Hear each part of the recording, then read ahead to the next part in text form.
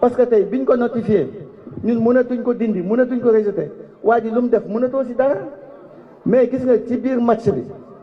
fekk na ñun on avait préparé la lettre de protestation et de récusation xam nga man fu ma nekk maa ngi ak mes portables je travaille tout le temps Abdoulaye mu ngi nii ci biir match bi on a envoyé la lettre de récusation à la CAF Abdoulaye moo ko envoyé mu ngi nii et boobu ñu ngi au stade c'est-à-dire pour vous dire que tout le temps ñu ngi veillé gis nga jamais benn pays musul opposé autant au Maroc parce que ñoom ñoo yore la vice-présidence de la CAF ñoom ñoo yore les moyens ñoom ñoo téye la CAF qu'on se dise la vérité yenn pays yi ñemewuñ leen kenn ñemewul peut-être jël position contre ñoom mais man sama xarit la on est très liés sama wëlale mais am na loo xam ne ni duñ ko négocier duñ ci transiger et loolu moo tax peut-être ñu agsi fii gis nga Pape li mu def ñun dañ ci ànd ak moom même suñuy kilifa dañ ci ànd ak ñun am na détails yoo xam ne ni du ma ko wax fii mais après dama leen ne xam nga bul ànd ak émotion dans la vie am na loo xam ne ni boo fa tollee da ngay dem ak sa xel dañ toog ba sàgg ñu waxtaan suñu biir ma ni Ablaye kaay ñu wàcc ñu jóge ci suuf ñu encadré ñu dem ba ci pelouse bi boobu lañ doon dem pour que ne leen nañu reprendre ak jeu bi parce que ñun d'accord nañu ci ñu football terminer kii bi pour que mu bañ a mel ni dañu abandonné au moment bi ñuy ñëw fekk na ñoom réglé nañ loolu ba delluwaat commencé football man bi ñuy tiré penalty bi boobu sëñ Cheikh xam nga sëñ Cheikh Mbacke xoolal dafa am benn partie discours boo xamee ni dama ko defoon ci sama discours xam nga bëgguma wax loo xamee ni bu ko nit ñi déggee day mel ni damay wax lu amul moo tax mu sote woon partie boobu fa yàlla def mu ñëw sëñ Cheikh dafa am benn partie ci discours bi dama ko tëboon xam nga ma ni je vois aussi dans cette assemblée des visages qui me rappellent le début de cette aventure je pense à Cheikh Thioro Mbacké dont l'engagement dès les premières heures a été déterminant aux côtés de son ami et fidèle le premier vice-président Ismaïla Diallo. Merci d'avoir cru en notre vision quand tout était encore à construire. Donc sëñ Cheikh heureusement que ñëw nga déglu partie discours boobu dama ko dencoon waxuma ko woon parce que bëgguma woon wax ne yaa ngi ci assemblée bi te accès go woon moo tax ma lire ko noonu ci sa kanam di lay sant nag di lay gërëm bu baax dinaa si dellu si waat léegi et donc gis nga tey lii nii xam nga am na équipe yoo xamee nii ils ont été très bons am na tey ay pays yoo xamee nii vraiment sélection yi baax lañu amoon mais conditions yi ñu leen jaarale moo tax peut-être fi ñu waroon àgguñu fa ñun nag on a su anticiper on a su veiller te loolu nag mooy en fait li Sénégal am loo xamee nii peut-être am na ko pas au-delà de ses performances sportives mooy on a de très grands dirigeants xam nga man yàgg naa ko wax ci président Abdoulaye Sow xam nga Abdoulaye autant ànduñu woon xam nga ni da ngay honnête ku ci nekk da nga nekkoon ci li nga nekk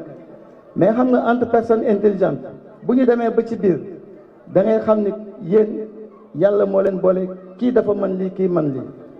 gis nga dafa am loo xamee nii tout le temps je le dis c'est l'un des meilleurs dirigeants du football africain parce que li mu jot bi mu am ak li muy topp man aw ma jot boobu Ablaye amul benn détail boo xamee ni dina ko échapper dina xool terrain yi dina xool arbitre yi dina xool commissaire au match dina xool coordonnateur général dina xool délégué c'est-à-dire amul benn détail ci football boo xamee ni dina ko échapper il suit tout voilà ñun nag leneen li si des yëpp ñun ñoo ko féete donc liggéey bi noonu lañ koy liggéeyee ba yàlla may ñu agsi fii may dellusiwaat nag ci honorable député Cheikh Thioro Mbacké xam nga Cheikh Thioro ñun ñëpp moo ñu gën a xam football tey ci suba rek maak Ablaye ñu ngi déglu say vidéo yàgg ngay commencer depuis la normalisation depuis Tapalé ak ci bari xam nga ñun yàlla moo ñu boole ñun ñëpp ku ci nekk ci li nga nekk mais football moo ñu boole gis nga union boobu tey moo ñu may lii ñu am tey te ñoom bañ koy def boobu peut-être ñu bari ñemewuñu woon jël yenn position yi pour bañ a guddal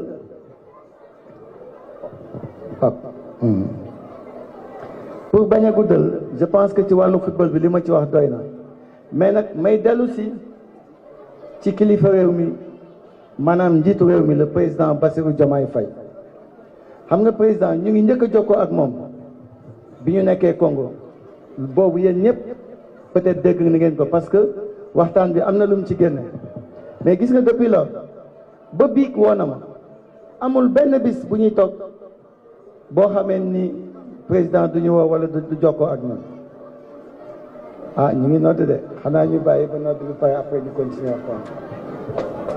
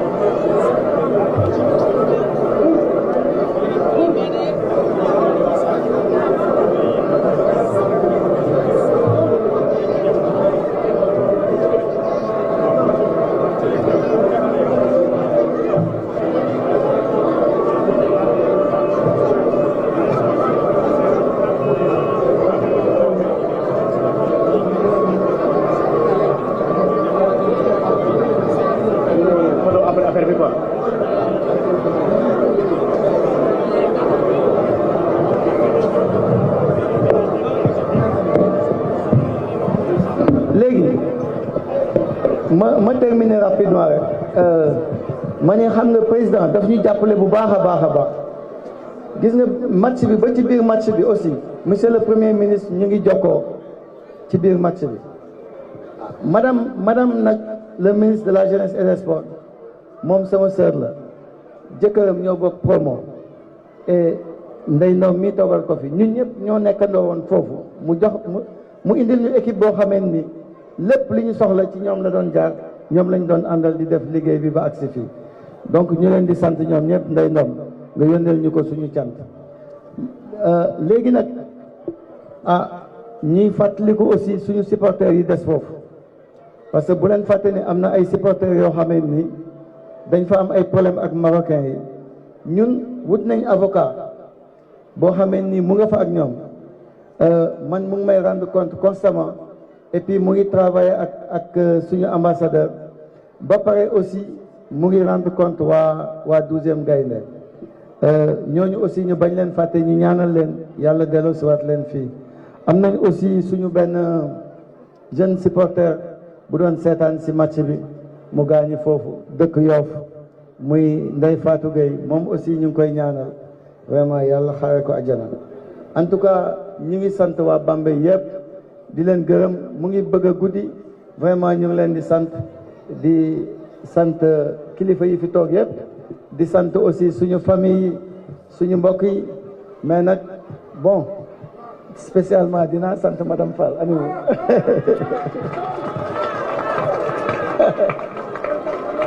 non Aïda xam nga lu tax ma koy sant bon et puis gars yëpp dañ ci d'accord xam nga lu tax Fafa mu ngi dëkkoon ci wetu hôtel bi mais chaque jour moo ñuy toggal ñoom xadi ñu ngi ne le xam nga ñun à partir de 14 heures Fadiga mu ngi nii gars yëpp a ngi nii 14 heures rendez-vous chez Fafa vraiment on ne s'est pas senti comme si nous étions à l'extérieur ceeb la ñuy añee ak xeetu ceeb bu ñu bëgg chaque jour moom la ñuy defar moom aussi à chaque fois nga nekk si dara mu ngi sawet vraiment maa ngi koy sant di ko ñaanal lépp lu mu am yàlla na ko yàlla barkeel wasalaam jërëjëf